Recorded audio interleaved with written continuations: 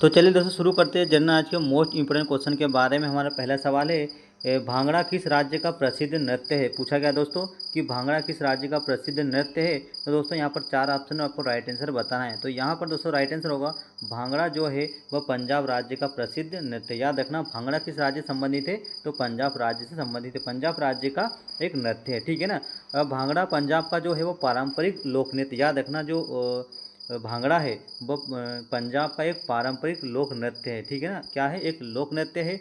और यह बैसाखी के अवसर पर, यह बैसाखी के अवसर पर किया जाता है। कब किया जाता है, तो बैसाखी के अवसर पर किया जाता है। और इसमें ऊर्जा और उत्साह और ढोल की ताल का प्रमुख होता है। याद रखना कि भांगड़ा पंजाब का है और एक लोक नृत्य है, पारंपरिक पंजाब का लोक नृत्य है, ठीक है। और बैसाखी के अवसर पर किया जाता है और इसमें ऊर्जा उत्साह और ढोल की ताल का प्रमुख होता है। इस चीज़ का भी आप ध्यान रखना। नेक्स्ट क्वेश्चन दोस्तों हमारे यहाँ पर भारतीय नौसेना की दक्षिणी कमान का मुख्यालय कहाँ पर स्थित है। पूछा गया कि भारतीय नौसेना की दक्षिणी कमान का मुख्यालय कहाँ पर स्थित है। दोस्तों यहाँ पर राइट आंसर कोच्चि में स्थित है। ऑप्शन नंबर सी यहाँ पर राइट आंसर होगा।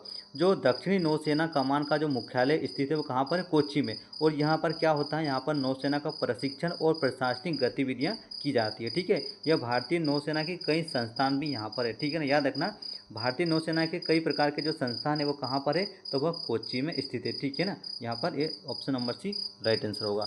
नेक्स्ट क्वेश्चन दोस्तों यहाँ पर हिमालय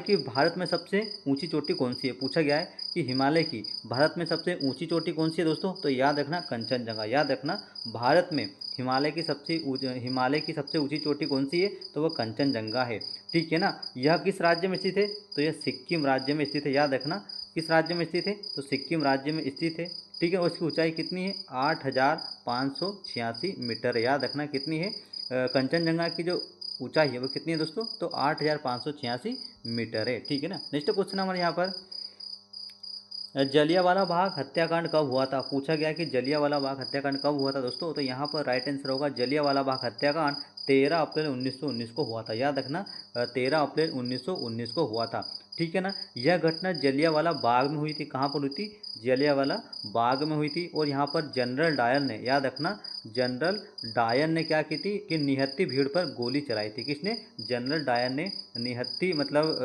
भीड़ थी उस पर गोली चला दी थी। और यह भारतीय स्वतंत्रता आंदोलन का महत्वपूर्ण यहाँ से मोड़ बना था। जो भारतीय स्वतंत्रता आंदोलन है वह इसी घटना को जानकर काफ़ी ज़्यादा अग्रसर हुआ था, ठीक है ना। तो जनरल डायर कौन था, तो निहत्थी भीड़ पर उन्होंने गोली चलवाई थी, ठीक है ना। और यह घटना जलियांवाला बाग में हुई थी। कौन सा सन में हुआ था, तो 13 अप्रैल 1919 को यह घटना हुई थी। नेक्स्ट क्वेश्चन दोस्तों हमारे यहाँ पर गीता रहस्य के लेखक कौन है। पूछा गया है कि गीता रहस्य के लेखक कौन है। दोस्तों याद रखना लोकमान्य तिलक। याद रखना लोकमान्य तिलक गीता रहस्य के लेखक थे, ठीक है ना।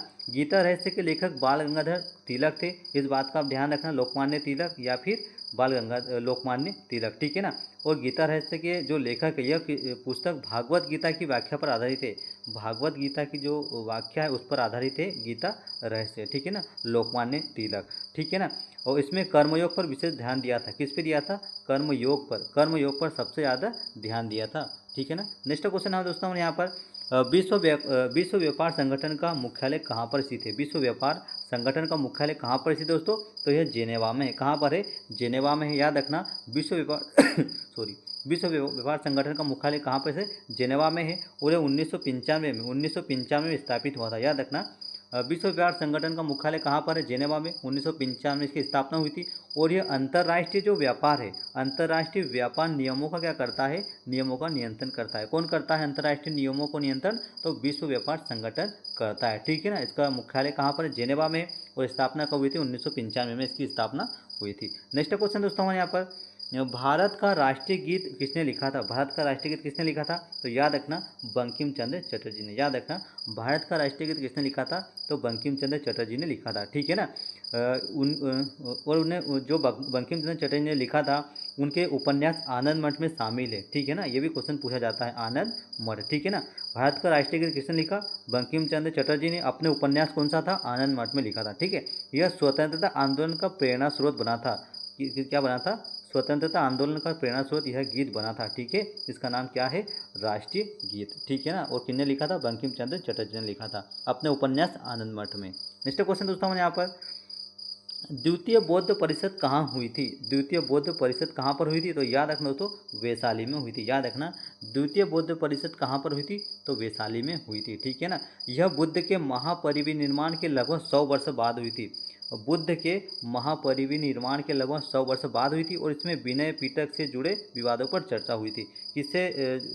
किस विवाद पर चर्चा हुई थी? तो विनय पिटक। याद रखना, विनय पिटक से जुड़े विवादों पर यहाँ पर चर्चा हुई थी। ठीक है ना। तो द्वितीय बौद्ध परिषद कहाँ हुई थी? वैशाली में हुई थी। 100 वर्ष बाद महापरिनिर्वाण के लेके 100 वर्ष बाद हुई थी और इसमें विनय पिटक से जुड़े, किससे? विनय पिटक से जुड़े विवादों पर चर्चा हुई थी। नेक्स्ट क्वेश्चन दोस्तों यहाँ पर, विश्व का सबसे गहरा महासागर कौन सा है? विश्व का सबसे गहरा महासागर कौन सा है? तो याद रखना दोस्तों, प्रशांत महासागर। प्रशांत महासागर विश्व का सबसे गहरा महासागर है। ठीक है ना। अब याद रखना कि मरियाना गर्त क्या है? मरियाना जो गर्त है वो प्रशांत महासागर में ही स्थित है। मरियाना गर्त जो है वो प्रशांत महासागर में स्थित है और ये पृथ्वी का सबसे बड़ा महासागर है। पृथ्वी का सबसे बड़ा जो महासागर है दोस्तों वह कौन सा है? तो प्रशांत महासागर है और इसी में मरियाना गर्त है। ठीक है ना। तो ऑप्शन नंबर सी दोस्तों यहाँ पर राइट आंसर होगा। नेक्स्ट क्वेश्चन है, पिछोला झील कहाँ पर स्थित है? पूछा गया है कि पिछोला झील कहाँ पर स्थित दोस्तों? तो यह उदयपुर में स्थित है। सॉरी, पिछोला झील दोस्तों कहाँ पर स्थित है? तो यह उदयपुर में स्थित है। ठीक है ना। यह 14वीं शताब्दी से निर्मित हुई है। कौन सी शताब्दी? 14वीं शताब्दी से निर्मित हुई थी और राजस्थान की प्रसिद्ध पर्यटन स्थल में से एक। राजस्थान की प्रसिद्ध पर्यटन स्थल में से एक है। ठीक है ना। तो पिछोला झील कहाँ पर स्थित है दोस्तों? तो यह राजस्थान में स्थित है। ठीक है ना। और राजस्थान में स्थित है उदयपुर झील पर। ठीक है ना। और 14वीं शताब्दी में यह निर्मित हुई थी। ठीक है ना। इस चीज़ का भी आप थोड़ा ध्यान रखें। नेक्स्ट क्वेश्चन दोस्तों हमारे यहाँ पर, कंचनजंगा किस राज्य में स्थित है? पूछा गया है कि कंचनजंगा किस राज्य में स्थित है दोस्तों? तो यह सिक्किम राज्य में स्थित है। याद रखना, कंचनजंगा कहाँ पर स्थित है? तो यह सिक्किम राज्य में स्थित है। ठीक है ना। यह भारत की सबसे ऊंची चोटी है। भारत की जो सबसे ऊंची चोटी है दोस्तों वह कंचनजंगा है और किस राज्य में है? तो सिक्किम राज्य में। और इसकी ऊंचाई 8,586 मीटर है। इस चीज़ का भी ध्यान रखना। नेक्स्ट क्वेश्चन दोस्तों हमारे यहाँ पर, घाना पक्षी अभ्यारण्य कहाँ पर स्थित है? घाना पक्षी अभ्यारण्य दोस्तों कहाँ पर स्थित है? तो याद रखना, राजस्थान राज्य में स्थित है। घाना पक्षी अभ्यारण्य कहाँ पर स्थित है? तो यह राजस्थान राज्य में स्थित है। ठीक है ना। यहाँ केवलादेव घाना राष्ट्रीय उद्यान राजस्थान में है। जो केवलादेव घाना राष्ट्रीय जो है वो राजस्थान में, और यह घाना पक्षी अभ्यारण्य भी कहा जाता है इसे। ठीक है। घाना पक्षी अभ्यारण्य कहाँ पर स्थित? राजस्थान में है। इसे केवलादेव घाना राष्ट्रीय उद्यान भी कहा जाता है और यह प्रवासी पक्षियों के लिए प्रसिद्ध है। किसके लिए? प्रवासी पक्षियों के लिए प्रसिद्ध है। याद रखना, घाना पक्षी अभ्यारण्य कहाँ पर स्थित है? तो राजस्थान में। ठीक है ना। इसे केवलादेव घाना राष्ट्रीय उद्यान कहते हैं। ठीक है।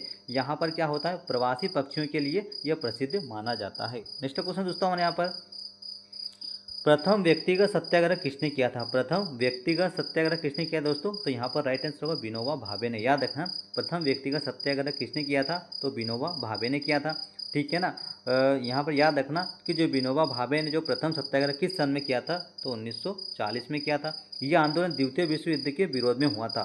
जो प्रथम व्यक्तिगत सत्याग्रह था वह द्वितीय विश्व युद्ध के विरोध में हुआ था और इसमें महात्मा गांधी ने प्रारंभ किया था। ठीक है ना।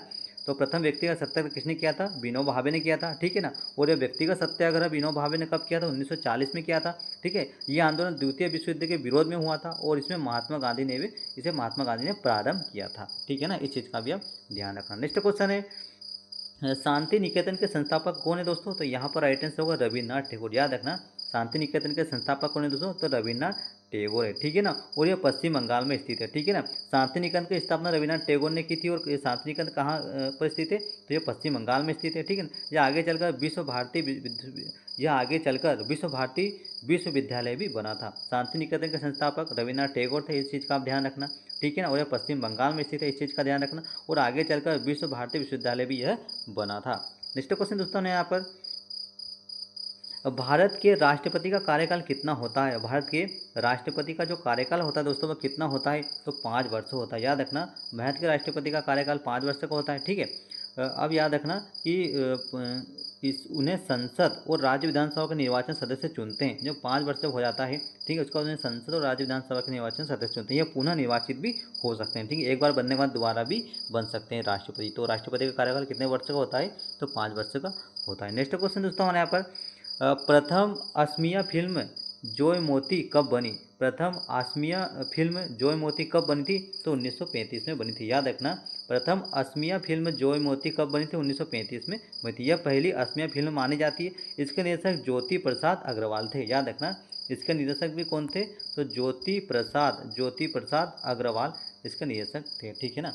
नेक्स्ट क्वेश्चन दोस्तों हमारे यहाँ पर सारामती पर्वत कहाँ पर स्थित है? सारामती पर्वत कहाँ पर स्थित दोस्तों? तो नागालैंड राज्य में है, याद रखना। सारामती पर्वत कहाँ पर स्थित है? नागालैंड में है, ठीक है ना। सारामती पर्वत नागालैंड की सबसे ऊंची चोटी मानी जाती है।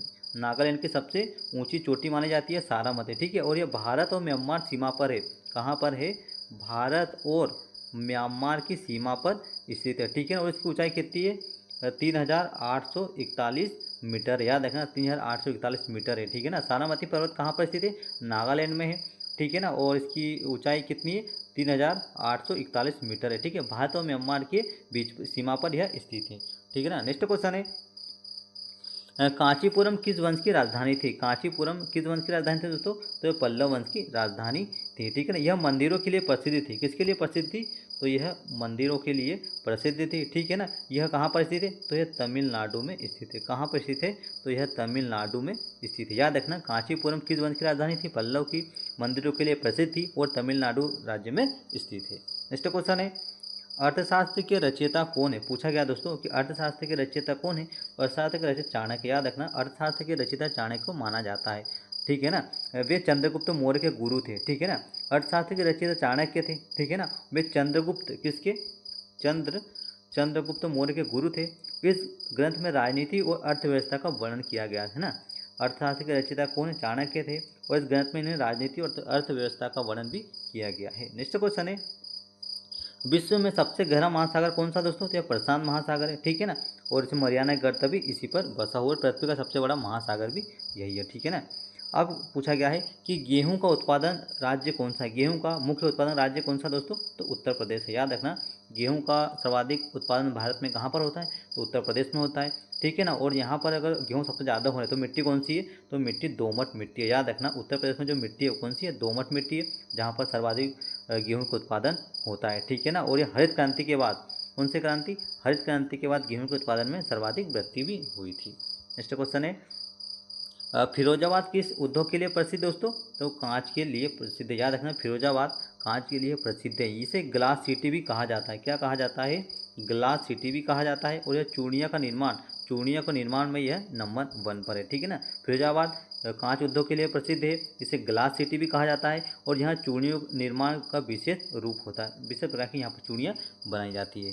नेक्स्ट क्वेश्चन है हमारे यहाँ पर असहयोग आंदोलन कब स्थगित किया गया? असहयोग आंदोलन कब स्थगित किया गया दोस्तों? तो 1922 में असहयोग आंदोलन स्थगित कर दिया था, ठीक है।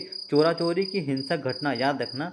जब चोरा चोरी की जो ठीक है ना, चोरा चोरी की जो हिंसक घटना के कारण असहयोग आंदोलन को स्थगित कर दिया था और इसे महात्मा गांधी ने वापस लिया था। किसने लिया था? तो महात्मा गांधी ने इसे वापस लिया था। नेक्स्ट क्वेश्चन दोस्तों हमारे यहाँ पर उच्चतम न्यायालय के न्यायाधीशों की सेवानिवृत्ति आयु कितनी होती है? तो याद रखना 65 वर्ष होती है। उच्चतम न्यायालय के न्यायाधीशों की सेवानिवृत्ति आयु 65 वर्ष होती है, ठीक है ना। और इसे उच्च न्यायालय में यह आयु 62 वर्ष होती है, याद रखना। उच्चतम न्यायालय के न्यायाधीशों की सेवानिवृत्ति आयु 65 वर्ष होती है और उच्च न्यायालय की अगर बात करें तो 62 वर्ष होती है, ठीक है ना। नेक्स्ट क्वेश्चन दोस्तों हमारे यहाँ पर विश्व व्यापार संगठन का मुख्यालय कहाँ पर है? तो यह जेनेवा में स्थित है। ऑप्शन नंबर सी दोस्तों यहाँ पर राइट आंसर होगा। नेक्स्ट क्वेश्चन है भारत के संविधान में मौलिक कर्तव्य कब जोड़े गए थे? तो 1976 में। भारत के संविधान में मौलिक कर्तव्य 1976 में जोड़े गए थे। 42वें संविधान संशोधन 1976 द्वारा मौलिक कर्तव्य को जोड़े गए थे। किससे? 42वां संविधान संशोधन द्वारा मौलिक कर्तव्य जोड़े गए थे। और यह आपातकाल के दौरान किया गया संशोधन था, ठीक है। आपातकाल के दौरान किया गया संशोधन भी था। और इसे स्वर्ण सिंह समिति की सिफारिश पर जोड़ा गया। याद रखना कि भारत में संविधान के मौलिक कर्तव्य 1976 में जोड़े गए 42वें संविधान संशोधन के तहत, और यह आपातकाल के दौरान किया गया था, ठीक है ना। और इसे स्वर्ण सिंह समिति की सिफारिश पर इसे जोड़ा गया था। नेक्स्ट क्वेश्चन दोस्तों हमारे यहाँ पर बिहार के स्थापना दिवस कब मनाया जाता है? तो 22 मार्च को बिहार स्थापना दिवस मनाया जाता है। 1912 में बिहार बंगाल कहाँ से? बंगाल से अलग होकर बना, ठीक है ना। 1912 में बिहार बंगाल से अलग हुआ था और यह राज्य दिवस के रूप में 22 मार्च को राज्य दिवस के रूप में मनाया जाता है, ठीक है ना। नेक्स्ट क्वेश्चन है मशरूम किसका उदाहरण है दोस्तों? तो मशरूम जो है वह कवक का उदाहरण है, ठीक है ना। मशरूम कवक वर्ग का एक सदस्य होता है। यह परपोषी होता है। क्या होता है? यह परपोषी होता है, ठीक है, और नमी वाले स्थानों पर यह उगता है, नमी वाले स्थानों पर उगता है और परपोषी होता है। नेक्स्ट क्वेश्चन है, नेफ्रोलॉजी किसका अध्ययन किया, नेफ्रोलॉजी में दोस्तों किसका अध्ययन किया जाता है, तो गुर्दे का अध्ययन किया जाता है। याद रखना, नेफ्रोलॉजी में किसका अध्ययन किया जाता है, गुर्दे का अध्ययन किया जाता है। ठीक है ना, और यह डायलिसिस और किडनी ट्रांसप्लांट में भी यह काम आता है। नेक्स्ट क्वेश्चन दोस्तों हमारे यहाँ पर, पृथ्वी के घूर्णन की दिशा क्या होती है, तो पृथ्वी के घूर्णन की दिशा दोस्तों पश्चिम से पूर्व की ओर होती है। याद रखना, पश्चिम से पूर्व की ओर पृथ्वी घूर्णन की दिशा होती है। ठीक है ना, और इसी कारण दोस्तों सूर्य पूर्व से उदित होता दिखाई देता है। ठीक है ना, पृथ्वी अपनी धुरी पर पश्चिम से पूर्व की ओर घूमती है और इसी कारण सूर्य पूर्व से उगता हुआ दिखाई देता है, और इसका घूर्णन 24 घंटे लगते हैं। पृथ्वी को जो घूर्णन गति होती है वो लगभग 24 घंटे होती है। नेक्स्ट क्वेश्चन दोस्तों, भारत का राष्ट्रीय फूल क्या है दोस्तों, तो भारत का राष्ट्रीय फूल कमल होता है। ठीक है ना, यह पवित्रता और आध्यात्मिकता का प्रतीक है। यह कीचड़ में खिलकर भी स्वच्छ रहता है, इस चीज़ का भी आप ध्यान रखना। नेक्स्ट क्वेश्चन है, पिछवाला झील कहाँ पर है, तो यह उदयपुर में स्थित है। कहाँ पर है, उदयपुर में स्थित है। ठीक है ना, यह 14वीं शताब्दी में बना था और राजस्थान का प्रमुख स्थल है।